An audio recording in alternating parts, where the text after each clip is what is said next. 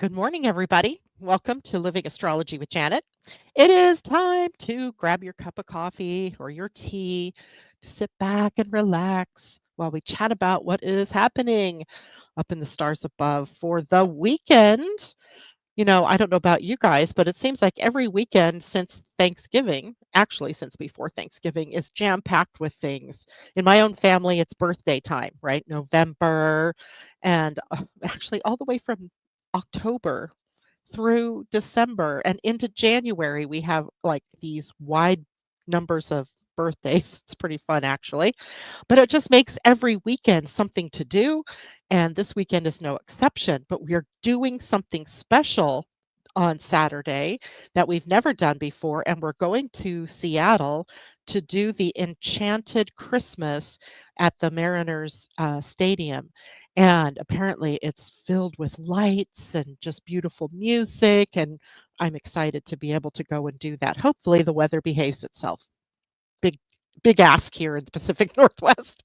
But it is a time of the year when it's busy anyway, and it is also a time for us to sort of slow down. So we have these two major things going on where it's busy season for most people. Some people aren't as busy, but busy season for most. But it's also seasonally, rhythmically, cyclically a time for us to slow down and move inward. And interestingly enough, this weekend's astrology kind of shows us that with a very powerful full moon in the sign of Gemini on Sunday morning, very early in the morning, at least from the Pacific coast. It is at 4:02 on the East Coast and 4:02 a.m. And that makes it 1:02 a.m. my time. And then, as well, that same day, just a few hours later, Mercury turns direct out of the retrograde he has been in Sagittarius and now forward, going back through all the same territory that he's been through since earlier in November when he first entered into the retrograde zone. I think that was November 7th, and then turned into the retrograde later in the month, and now we'll move out of retrograde into direct. And it changes up the feeling that we have about getting things done. It changes our minds and what we're thinking about. It changes our communication and all of that. So we have a lot to talk about. And it just with those two things. And I'm hoping to be able to broach another subject with all of you this morning that I'm like my butt on the line here just a titch with it because it goes into a form of astrology that's a little bit more difficult to understand, talking about out of bounds planets and specifically wanting to share what an out of bounds Pluto means for all of us now, in the past, and going into the future. That could be a whole show in and of itself. That could be a whole class. That could be a whole series of work that we do together on out of bound planets. So, if we have time after the direct Mercury and full moon, we'll be getting into all of that Pluto out of bounds information. So, good morning to Pam Z. I see you out there. She says, "Good morning, everyone." Tara Messner, good to see you. TD Hawk, good morning. And she said she can only stay a bit, but that's okay. It's always on the recording, so you can get to it later. Debbie Tibbetts Tumiel says, "Now it's Happy Friday." Oh, you're so sweet, Debbie. And Teddy, good morning to you. And Debbie Tibbetts says, Tumiel says, "Sounds like fun." And you know what? Hearing hearing this information actually put everything that's going on this planet in context for me and really made me understand that what I've always thought, which is that the world is moving toward a more golden age of love and compassion and joy and togetherness and universal love and unity consciousness, all of that stuff that I've always thought this world is moving to, turns out it is. Right? It's just we're in the throes of what is a very difficult period of time before we get to that point. So, Hang in there, everybody. All of the trials, all the tribulations are something worthwhile for us to move through, and we will hopefully live to see the day when the world changes dramatically, and that's coming soon. So Julie, good morning to you. Asa, nice to have you with us. Terry, good morning. And it is also Friday the 13th. So happy Friday the 13th to you all. This is a day to celebrate the magic, the mystery, the wonder, the awe, this just beautiful alchemical energy that the number 13 brings to us through the divine feminine energy. The divine feminine energy, of course, being introspective, intuitive, moving inward, and bringing us a more um, peaceful, perhaps, energy of the day, celebratory, even in terms of celebrating cycles and natural rhythms of time. So happy Friday the 13th, everybody. And if you are just joining me today for the first time, welcome. And I saw a couple of people out there that are new, and it is good to have you with us. Joan Durchie, good morning to you. I hope I said that to you earlier. I didn't mean to pass you up if I did. And TD Hawk says, lucky and magical divine feminine 13. Indeed, the divine feminine energy plunked right in the midst of a very masculine sign, Sagittarius, giving us this opportunity to bring in a balance of that masculine energy of doing and going and pushing outward, along with the divine feminine energy, which is more about going inward, following one's intuition, etc. Living from values, living from a sense of self-worth, all of that kind of stuff. All right, so as the weekend, it's quiet other than Sunday, where we have the full moon and Mercury direct going at the same time, basically, at least within the same 24-hour period of time. First in that is going to be the full moon in Gemini. And it's a highly dynamic lunation this time. I'm going to show you the chart where you can see how up here is the moon up at the top. This is Gemini. And down here is the sun in Sagittarius. And look at all the little connections that are being made by both the sun and the moon during this lunation. And that's what gives it this very powerful but yet busy feel.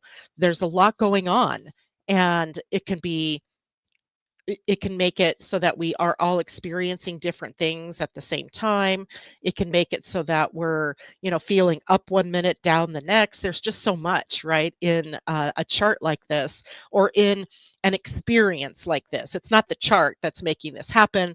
It's the placement of the planets and the archetypal energies that each of those planets represents, and then how those things apply to each of us in our own charts. So what you want to do is look at your chart for the sign of Gemini. It is the sign of the twins. I've just circled it here so you could see what that looks like, right? Looks almost like the Roman numeral 2. And directly opposite that is Sagittarius, the arrow, and that is where the sun is, and as well where Mercury is in his passage retrograde right now, but will also turn direct this weekend in the sign of Sagittarius. So we have a focal point, if you will, in terms of an axis of Gemini and Sagittarius. Gemini, the sign of communication, the mind in terms of what we think, how we think, and how we communicate, what we communicate. And then that is opposed to the sun in Sagittarius, which is about our beliefs. So we take the thinking and we turn it into, what does that turn into as far as patterns of belief and our perspective? And in terms of communication in Sagittarius, the communication is about the bigger picture of things. Sagittarius is the big picture sign, naturally ruled by the planet Jupiter, which is a sign of the bigness, right? The largesse, and as well, freedom and the things that we think of as truth. And of course, that can be very subjective, as your truth is different from my truth, is different from so and so's truth. And yet, there is likely one big unifying truth that we can all tap into as well. So, interesting moon, don't you think? It's packed with energy and potential. And this full moon is in a T square to Neptune in Pisces. Now, it's a little off, it's not exact, which means it doesn't have as much bang, but you're talking a planet that is Neptune, that is in his own house, in his own sign, that and is empowered to bring us a more spiritual perspective and to bring us hopefully out of illusion and delusion at the full moon because it's shining such a bright light on what is the truth. Okay, so the full moon in Gemini has a core theme, and that core theme is going to be about the tension that we feel. Opposition always brings a tension between curiosity, communication, and flexibility on the Gemini side versus seeking truth, seeking purpose, and a broader understanding on the Sagittarius side. So it's a call to balance both the details and the big picture, right? To be able to see both the forest and the trees and to see how they work together, not how they are separate, right? They are separate indeed, but they form a bigger picture. And that square to Neptune in Pisces. Now that brings us the tension between what is a sort of logical axis, right? Gemini and Sagittarius is air and fire. It is the ideas and the thinking. It's logic, right? Versus intuition being brought to us via Neptune. And the moon and Gemini's need for clarity and rational thought clashes with Neptune's dreamy, diffuse energy and imaginative energy. So we see that we're kind of blending logic and imagination, or we're having to play to both of those big energies. So this aspect, the square from the sun and the moon to Neptune, can sort of bring confusion and maybe some miscommunication, maybe some unrealistic expectations that we have to find a solution for at this point in time. So it also, though, enhances our imagination and our spiritual insights when we can ground ourselves and ground this energy. So the theme is really about being cautious of misunderstanding yourself, your motivations, misunderstanding other people and their communication and their motivations, and also avoiding or being cautious of idealizing situations, right? Focus on aligning facts and aligning those facts with intuition, intuitively understanding, is this true? Is this not? Is this somehow, an elusive kind of truth? Maybe it's a slippery kind of truth, right? In the full moon, there is also a semi-sextile to Uranus in Taurus. Now, a semi-sextile is a 30-degree relationship between, in this case, the moon and Uranus. And it's a minor aspect, we call it in astrology. It is when bodies line up in neighboring signs.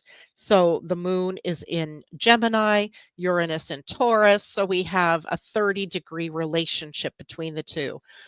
And there's a need when this happens for us to find some kind of opportunity for cooperation, for collaboration, because these are like next door neighbors, right? They're different. They have different energies, they have different ideas, they have different ideals, and yet they can live peacefully, hopefully, next door to one another. So the semi-sextile says, yeah, there is this potential for issues, but we have this cooperative spirit that we're bringing to the table. So the semi-sextile then, or 30-degree relationship, says that maybe there's a subtle opportunity for us to be innovative, to embrace change, particularly in how we process information and how we navigate the unexpected shifts and morphs that are happening in our world, in our personal lives, right? And these are not new themes. right? You've heard me talk about shifting and paradigms changing and the need for transformation and change that's been a part of our experience since at least 2020, maybe even 2019 when the ball really started to get rolling on these changes. So it isn't new, but it is getting more intense, especially if you've been resistant to change, right? If you've been digging your heels in and you've been holding this line, instead of just allowing yourself to move with the flow of energy, this could feel very difficult for you. And this is when the changes happen in shocking ways, right? Where in a moment, the world, something in your life, a belief, a pattern changes, and it's because all along you've been being urged to make the change, but you haven't, right? So we could have that. So stay open to fresh ideas during this new moon, full moon, not new moon. Um, be open to breakthroughs, things that happen that are going to move you maybe in an unexpected way, maybe even in an unconventional way, or the opportunity for that level of change comes from an unexpected direction, from an unexpected source, somebody you didn't see, that was bringing you this change. Now, there's also some scritchy energy happening in this moon, as there is a sextile from the moon to Eris and to Chiron, both in the sign of Aries. Now, a sextile is a harmonious aspect. So I don't expect this to be contributing any, major issues, but what it does is support our emotional healing, right? Or especially um, the wounds that have been exposed over the recent past, and our ability then to move through those wounds toward on a healing path or towards healing. And that can happen through, in particular, conversations, communication, courageous self-expression. Maybe it comes through journaling, maybe it comes through group work, maybe it comes through the work that you do with others in learning something new. So the sextile here to Eris, Eris is the goddess of discord.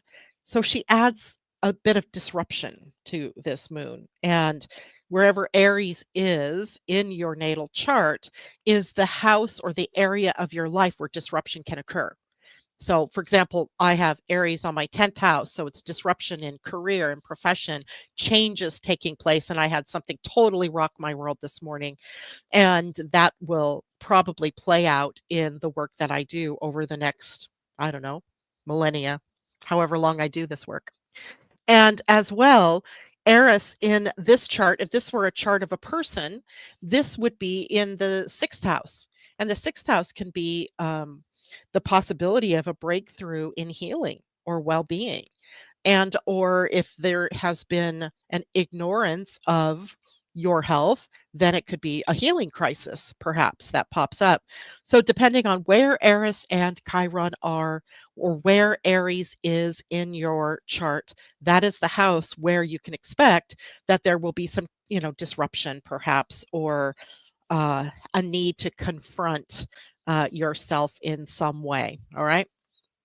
And let's see, I'm looking at J-Lo, hello to you. Eris at 10 degrees conjunct Jupiter. So where is Eris now? Eris is now at 2427 of Aries, right? So all of us born, on all of us on the planet right now have Aries as the place that Eris is sitting. And that's because she has a 500-year cycle.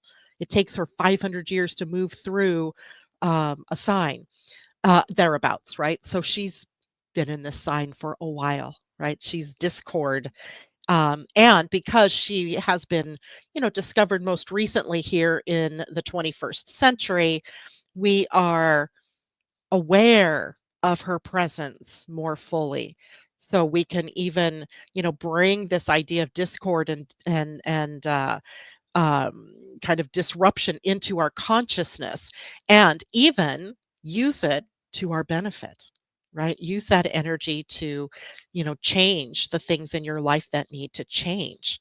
So now we also have Mercury moving direct at the same time, and hours actually before or after the full moon, like it's at 12:56 p.m. West Coast time. So, you know, it's about 12 hours later, we have this Mercury changing direction. And because Mercury's in the sign of Sagittarius and is the planetary ruler of Gemini, where the full moon is, we have to kind of work them together, right? We have to look at them as a partner in crime here, right? So the key influences then of Mercury turning direct is all about maybe clarity after some confusion. And, as Mercury stations direct, it signals the end of a period of miscommunication, of introspection or delays, the Mercury retrograde mishaps. And since Mercury rules Gemini, the full moon benefits from this shift, even though the full moon happens first, bringing maybe a resolution to any lingering mental or verbal challenges that you've had with others, um, bringing the promise of more open communication without stumbling over your thoughts as you're trying to communicate with others. And the Sagittarius placement of Mercury and the Sun, emphasizing maybe broadening our perspectives and being able to reconnect to the truth and to align with higher ideals. Sagittarius has pretty lofty ideals. Now, we're also in this case integrating the energy of opposites. So when we have two signs that are opposing one another, we already have a theme of integration that pops in, right? Every month, the full moon occurs across an axis. And every month at this time where we have a full moon, we have the opportunity to integrate the energy of opposites, right? Gemini, Sagittarius this month. And Mercury's shift in Sagittarius, nearly at the same time, bridges that opposition between Gemini's details and Sagittarius's big picture vision. So it helps us to maybe fill in the gaps of the information that we've been missing or fill in the rest of the pieces of the puzzle. And oh my gosh, that's exactly what happened for me this morning. Now that I think about that, that is exactly how the information I learned this morning about out of bounds Pluto filled in the gaps for me. Yes. So maybe all of you could, sit a bit and reflect on how small actions, thoughts, incoming info can contribute to your taking a larger view of the world, of seeing things in a more true light, that type of thing. And now we have forward momentum in some ways. Remember, Mars is retrograde, so our forward momentum is a little bit limited, but at least when it relates to communication, to work that we do in the communication fields, to the flow of information, all of that has more forward momentum now. And stalled projects, conversations that have been left hanging, or travel plans maybe that were kind of put on the shelf for a while can begin to move forward. And the energy of Sagittarius also encourages us to be more optimistic and to explore and to have courage to take the next steps, right? That maybe we've been holding ourselves back, and this is time for us to take those next steps forward. So, for Gemini's influence on this moon, it offers a renewed sense of mental clarity and focus that we can put toward anything that's been stalled in our world over this Mercury retrograde. And then lastly, the key influence of Mercury direct here in this full moon is about a reconnection to truth and a reconnection to beliefs, our belief systems. Mercury in Sagittarius asks us to aligning our thoughts and beliefs and communication with our personal truth, right? You can't spout one truth, but really be living a different truth, right? So that's, sometimes we call that, not walking your talk, that kind of thing, right? If you have this opportunity to realign yourself with your beliefs and your truth, take it. This is the time for this opportunity, right? And post retrograde, Mercury retrograde anyway, there's a chance to reassess what beliefs or philosophies still resonate with you and which ones don't, and or which ones need refining, right? Have, believed that XYZ is possible, and then the world shows you no, it's not. So how do I refine this? Because likely the mismatch is within you, right? It's a belief, something that you're holding. So the full moon's focus on Gemini, which is adaptable and versatile, flexible, complements this whole idea of refining, retuning, reimagining ourselves to adjust any outdated viewpoints that we have, or something that will fit a new understanding of ourselves, what's possible for us, and what's possible going on in the world. So we have a lot of enhanced themes during this period of time because of the full moon and Mercury turning direct. We have this idea of moving from the inward reflection to the more outward expression of Mercury's energy, and allowing us to take, new understanding of ideas, or just our new understanding from having been introspective, and then to express them to others in the world. And Mercury in Sagittarius has been able to help us maybe find clarity and the drive to act on our insights, right? Those loftier ideals, the insights that we had as we took the time to be more introspective and to really look inward to our inner world. Okay, and let's see, what else do we have here? Um, I have all my notes out of order this morning, which I think is hysterical because that should be there. I must have dropped all these. So let's count the themes, if you will, of the full moon in the sign of Gemini. We have balancing logic and intuition. That's a biggie, right? Because we have clarity that is coming to us amidst the confusion of that square to Neptune. We have healing and empowerment. That sextile to Chiron and Eris in Aries can help us to speak our truths, to heal old wounds, and to embrace our authentic selves, which is something that we have been being asked to do all the while that the nodes have been moving through the sign of Aries, all the while that Chiron has been moving through Aries, and all the while that Eris has been moving through Aries, right? Um, it's a time for us to align our big dreams with practical realities and avoiding this whole disillusioning thing that Neptune can bring. So while Neptune gives us the opportunity to imagine, right, and to see things that, that are lofty or that are possibilities, the opportunity for us now is to kind of ground those things in with an action plan, or with a set of actions that we can take to align more fully with that dream. And then, of course, another key theme, and it's going to be a theme forever, it seems, is about embracing change, staying open to the sometimes subtle changes that are happening, and then sometimes these more overt changes that are happening, shifting, being sparked by, new ideas or innovation or imagination even, and then moving forward with all of that. One last thing about this full moon is that while we have um, the sun, the moon, and our moon in a sextile to Eris and um, Chiron, the sun is in a trine to those two bodies. So we have some really positive energy here. A trine represents an ease and a flow of the energy now between the sun and Chiron and Eris. So that smooth flow could be about empowering our healing and letting us be more assertive in how we do those things in our world. And it kind of amplifies the healing potential of this full moon.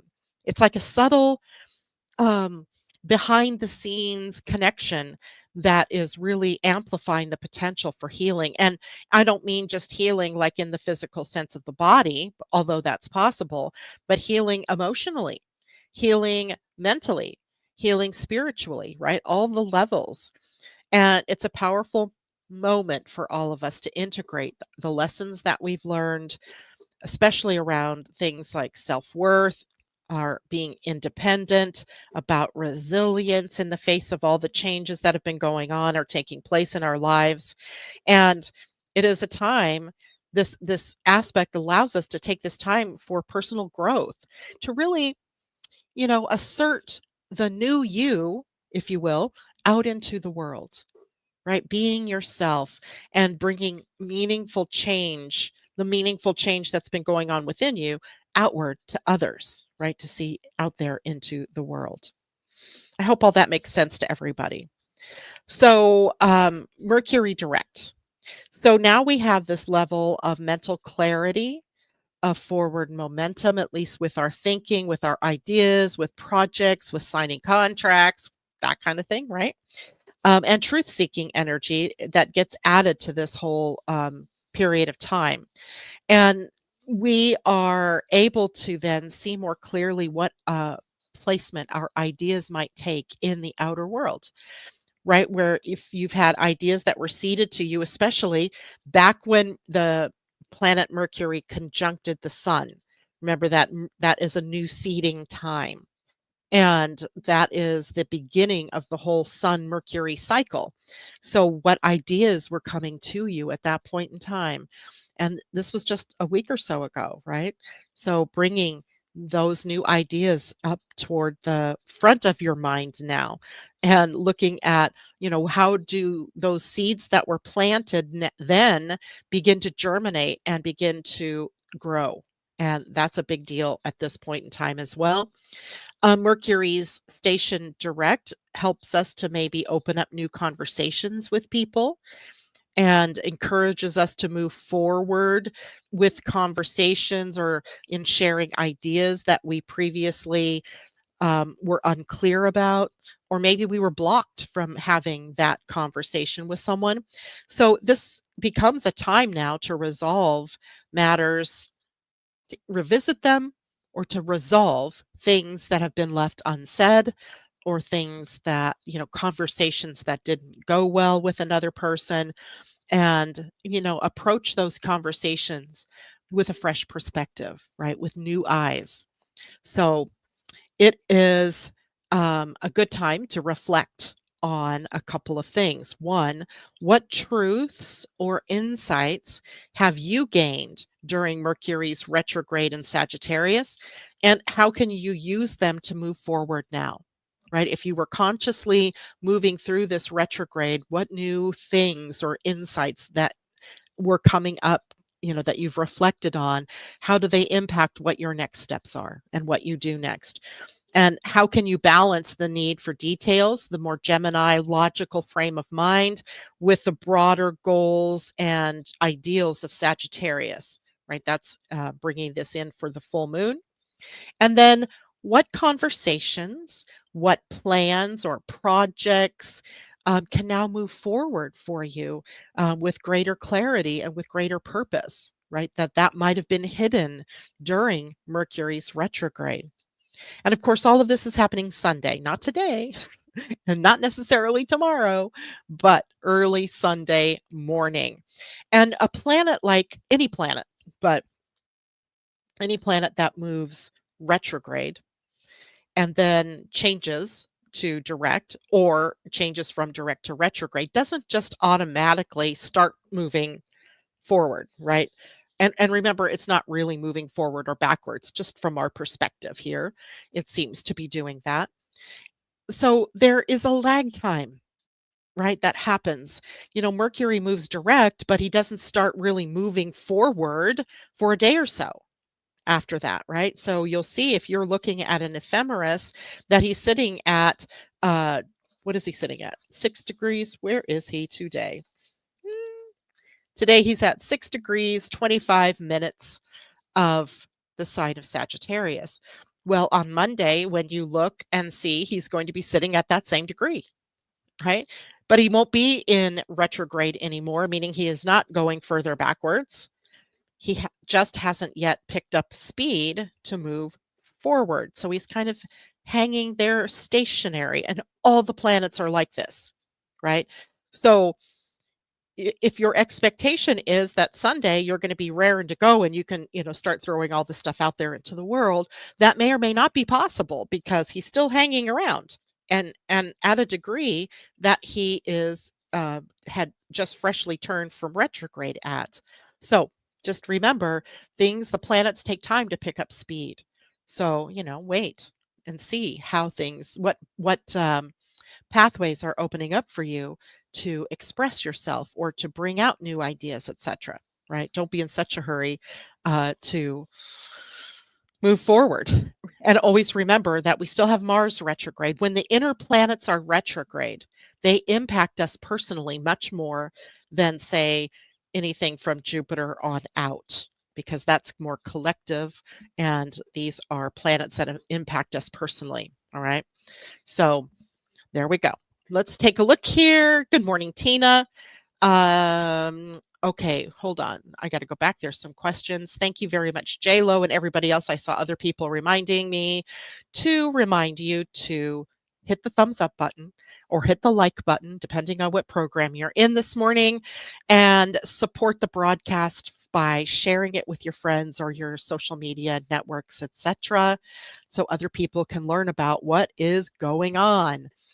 And Asa, fifth house, question mark. You're going to have to tell me more about that. Maybe that's where your Aries is in your chart. I'm not sure. So tell me more about that. TD Hawk, Aries in the house in our traditional birth chart. Should we look at the 13 chart as well?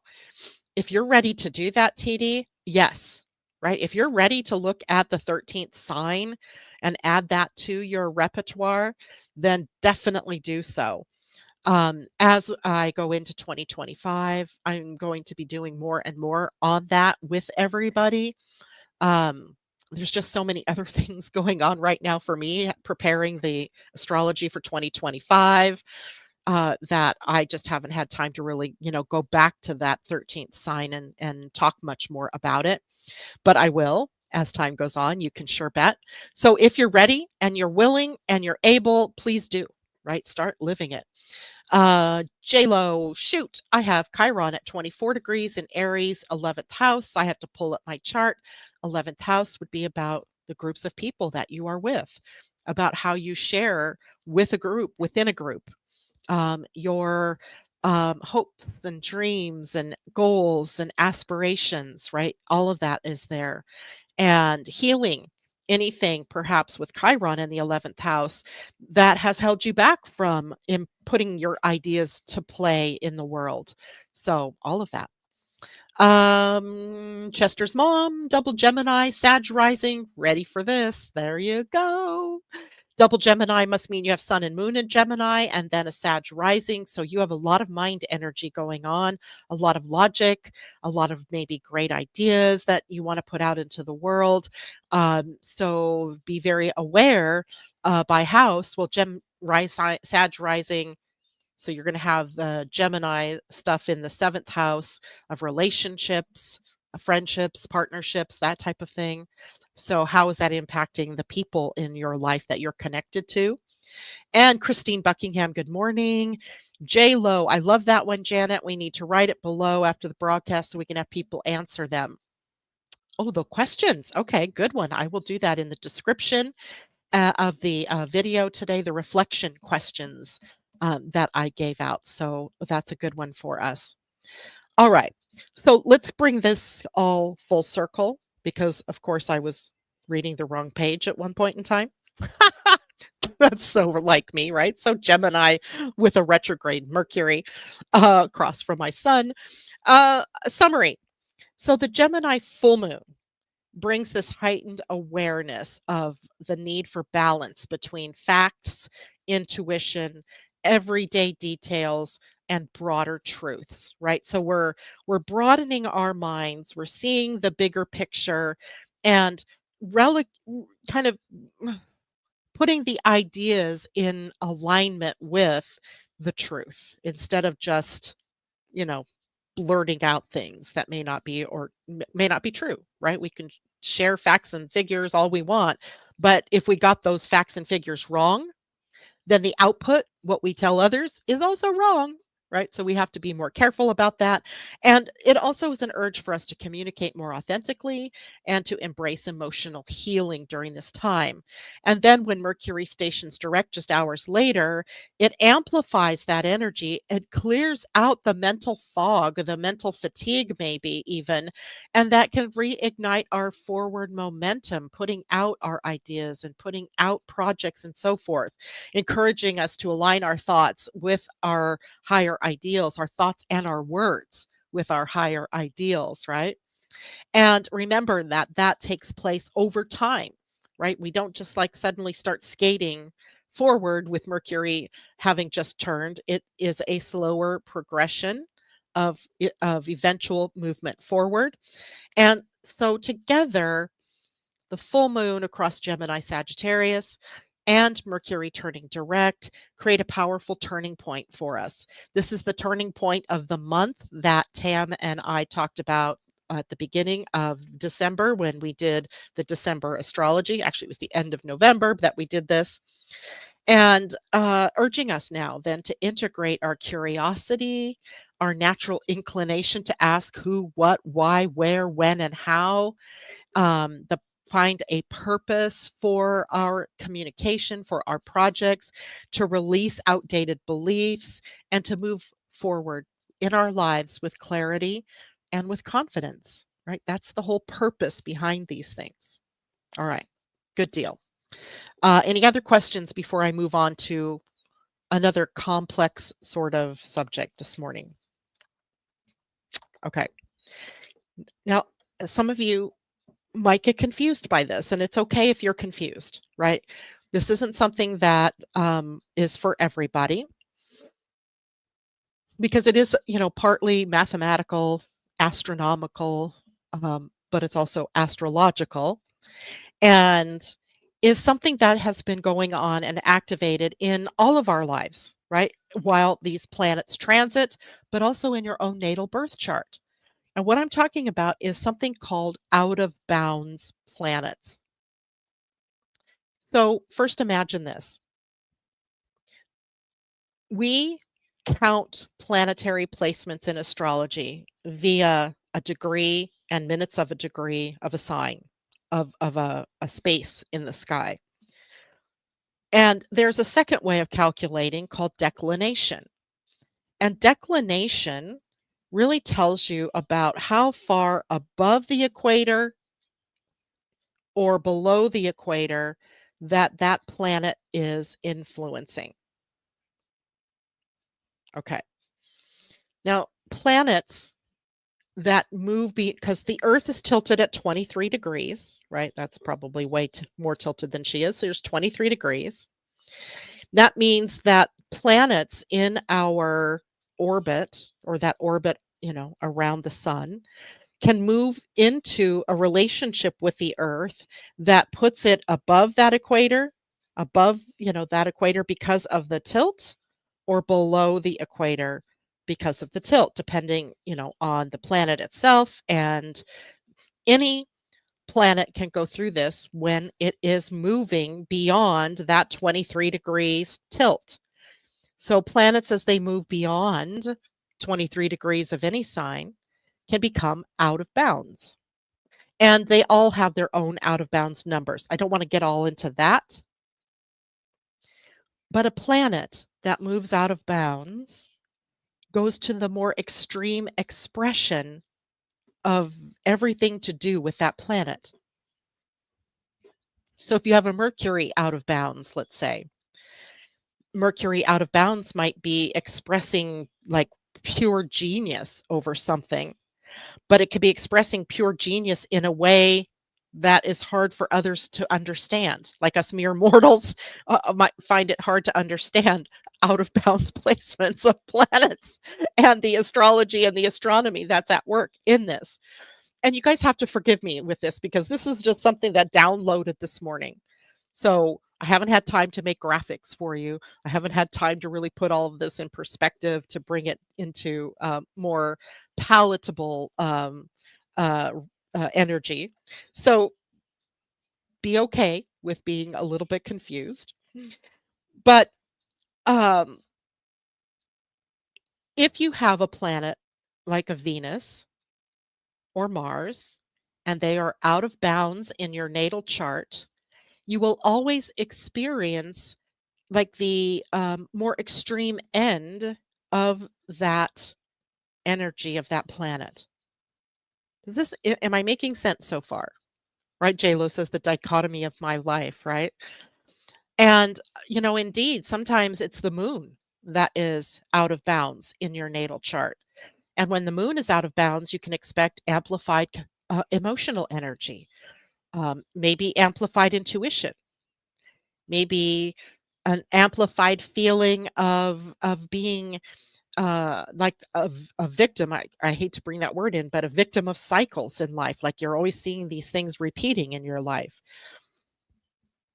These things can happen with those planets anyway. But if you have an out of bounds planet, it seems to be more extreme, more noticeable, more crazy making in your life. All right. Let me know how you're understanding me. Tina says, how do we see if it's out of bounds on the chart? Well, you can sort of guess if it's in the later degrees of a sign that it might be out of bounds. But the best way to do that is if you're on astro.com and you pull a chart, you can get a PDF of all of the information, and that would include the declination. Let me see something about this ephemeris that I have here. So does this have declination on it? No. Nope, nope, nope. It has the degrees of the sign, but it doesn't tell us declination. So if you, I knew I shouldn't have opened this subject because of the need for more clarification. But if you use astro.com, notice when you pull the chart up at first, it says PDF. Well, let me show you. Let me just show you. Hold on. Let me go to astro.com. And Tina, do I have you as a client?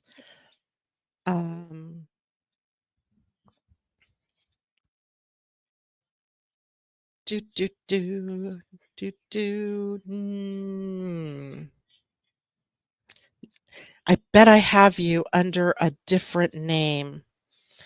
So I'm just going to bring up my own chart then for right now to show you guys what I'm talking about. So hold on. I'm just pulling up the chart and show the chart. All right. Now let me share my screen. I have so many windows open. I got to find it. There we go.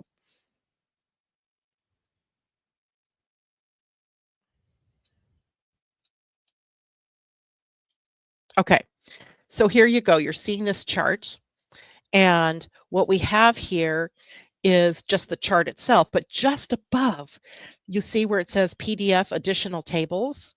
If you click on that, it brings up all of this wonderful information. I need to go back to make sure you guys are seeing it. You haven't seen it yet. So hold on, let me stop sharing. I wonder why it does that.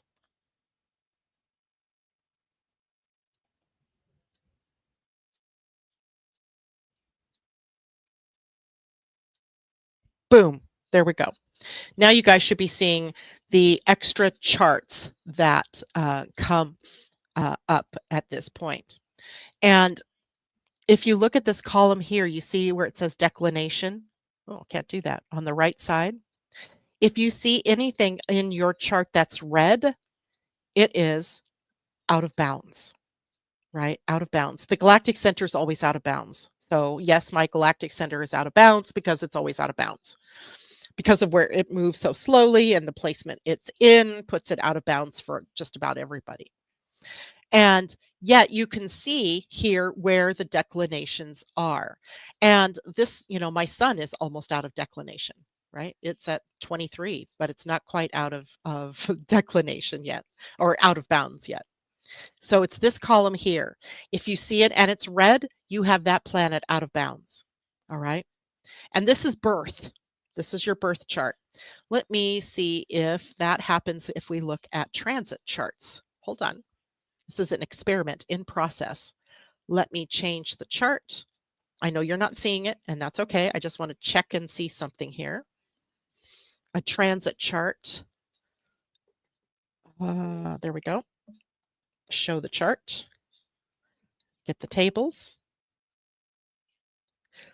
Declination is also shown. Okay, let me share my screen now.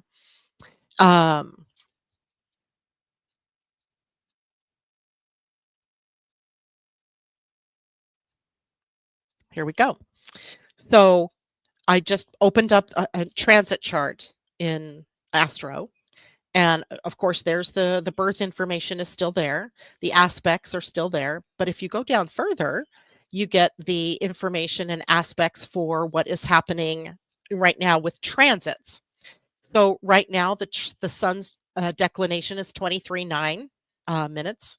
But if you look, we can see that Ceres is um, out of bounds, and we have the galactic center out of bounds. All right. And we also have Pluto that is shortly, this is where this whole conversation came up this morning. While Pluto is not out of bounds at this particular moment, he will soon be out of bounds, right? And this has major implications for where the world is going. All right, how many of you are now lost? Harmonize. I love it. I'm not sure how I stumbled upon this live, but so glad that I did. I have never checked that chart before.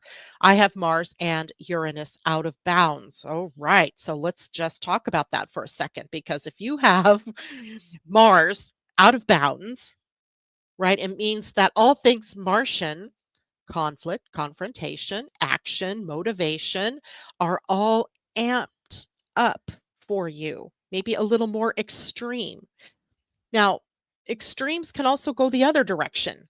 Lack of motivation, lack of conflict, lack of confrontation, lack of action.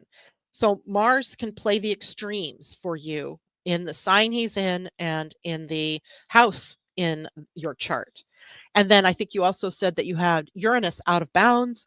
So remember, he's about shocks and surprises and awakening and the weird, the unconventional. You may have a very uber unconventional way of behaving, of living, that puts you maybe outside the bounds of your family, of your community, of your friends. You may just be really very different. And that would be a little more amplified as Uranus is out of bounds in your natal chart harmonized. Definitely more conflict currently, but it is bringing good change. Perfect, right? That's perfect. So just know that if your natal planets are out of bounds, then things are going to be amped up somewhat for you. And if you want another day, we can talk more about this and go through some examples of people's charts so you can see, how is it that I get to that information and how is it you could probably guess, right? If you look at your own life and you can see where things have always been edgy, where particular issues have always been more dramatic for you. And let's say they're more dramatic in relationships, like you have uber problems with, being in relationships, then maybe your Venus is out of bounds, right? If you're having a lot of issues with, karma, with things biting you in the butt, if you don't do it right, if you don't, that things come back to haunt you, um, or that your reputation is always on the edge, then maybe Saturn is out of bounds for you, right? So any of these planets can be out of bounds, but if you look at your own life, you can almost predict, right? That there are extremes going on for you. And so one day we will take a look at that. Um, Pretty much, yes, beyond 24 degrees is out of bounds, and it can be different for signs based on the sign that they are transiting through. And it just so happens when we talk about a planet like Pluto, it seems that he's always out of bounds when he's in Aquarius, because we're not only dealing with the degree that he's in of a sign, but we're also dealing with the sign that it's currently in on its transit around the sun, right? So different signs also tend to throw a planet out of bounds. And we will definitely take this subject up more fully at some point, uh, in taking a view to what is out of bounds and what does that constitute. But first of all, like I said, you might just know by the things that have happened in your own personal life that there's the potential for a planet to be out of bounds. Now, transiting planets also go out of bounds. So that can account for times in our lives where all of us are feeling like a little crazed, like where, like, of course, these last couple of weeks, it seems like, have been kind of crazy, different countries blowing up their governments and things like that. That's been sort of happening. Maybe there's something to say there about a planet that's out of bounds or close to going out of bounds, right? Just amping up the energy of the time. And Pluto is the one that I really want to talk about here, because Pluto, as a generational planet, because he's far out there, he's generational.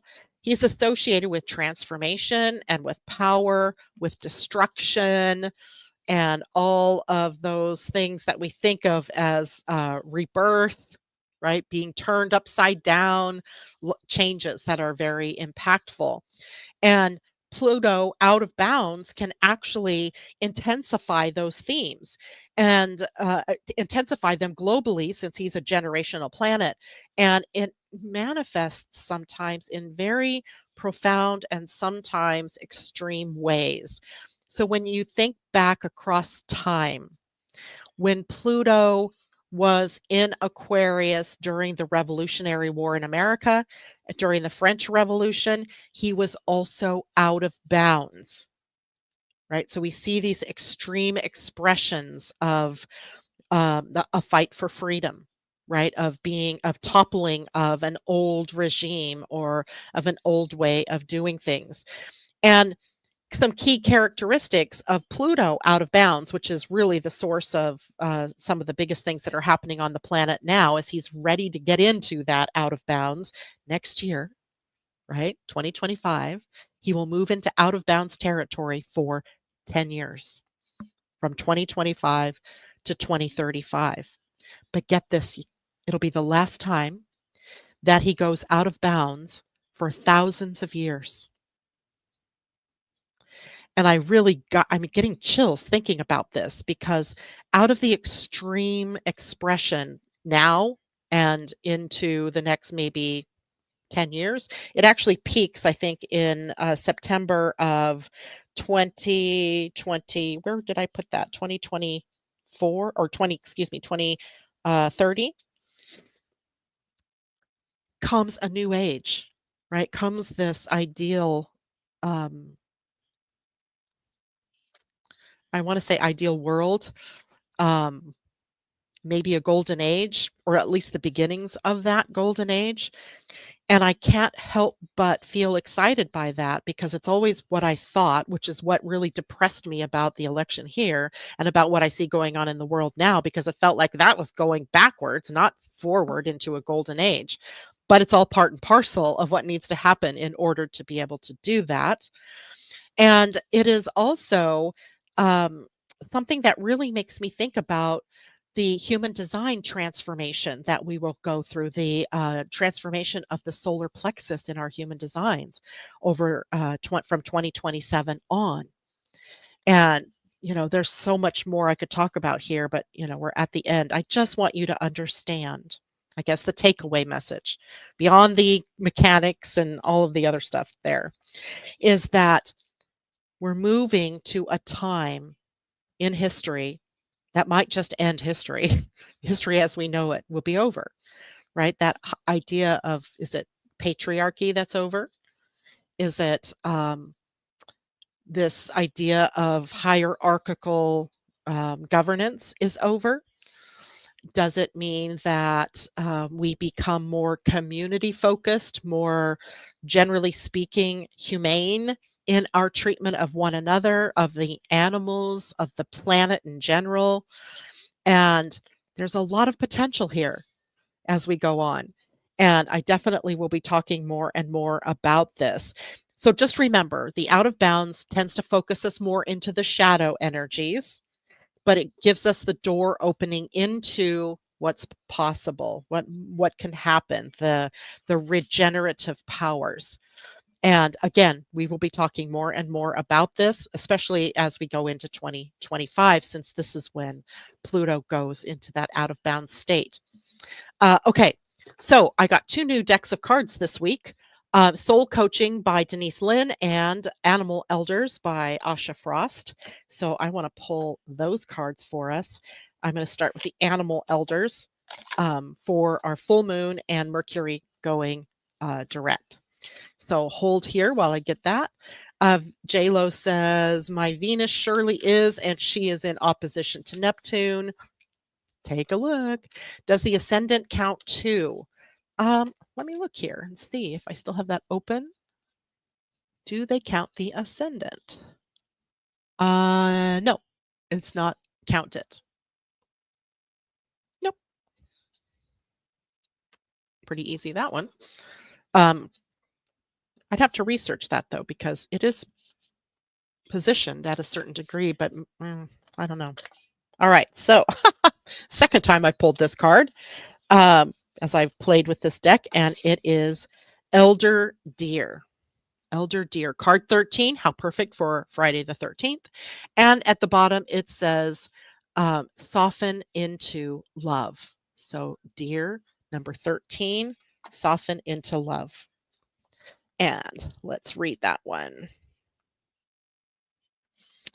It says, ooh, I have no idea how to say that. Gitchi ayaya wuwashekeshi.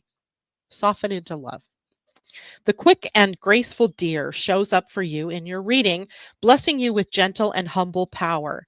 This elder calls you to remember your divine perfection, especially when you feel your inner critic rising. With sensitive ears and excellent hearing, this animal spirit asks you to refine that inner voice that tells you that you're not enough as you are. Whose voice is that? Where did those beliefs stem from? Can you return to the truth that you are loved unconditionally? Elder Deer guides you to this wisdom. We all make mistakes in life. Elder Deer invites you to soften those parts inside that are still holding on to the past and things that you feel you should have done differently. Even if there are parts of yourself that you are shaming and judging, this elder welcomes you into a deeper relationship with self-love. Elder Deer reminds you at this time that you are not damaged. You are whole. You are worthy of receiving beauty, abundance, joy, love, and health just because you are. There's nothing you need to do to prove yourself. Sink into the gentle yet agile medicine of deer as they flood you with compassion. Even in your perceived imperfections, you are more than enough.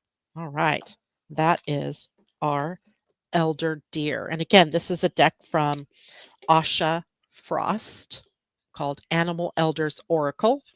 And I'm going to take the time to do another one from the Denise Lynn Soul Coaching deck. You can tell these are new decks because the boxes are still really hard to open. Okay, let's see what guidance we get here from Denise Lynn. We get strength. Ooh, wow. You guys are going to love this. Look at, she's riding the dragon. And the card is number 46, which turns out to be a 10, a 1, a new beginning in strength. All right, let's read this one. And it says, there's a wellspring of power. Call upon it. Also, be willing to lend your strength to others. Your soul wants you to know that the greatest strength is silent and deep. It doesn't need a show of force. It just is. Inner power is found through contemplation, reflection, and meditation. Sometimes it comes from times of growth and change. Other times it springs from surviving and conquering painful situations. And the affirmation for this card is I have deep inner strength and glorious vitality. Of course, you do. You're riding a dragon. There you go.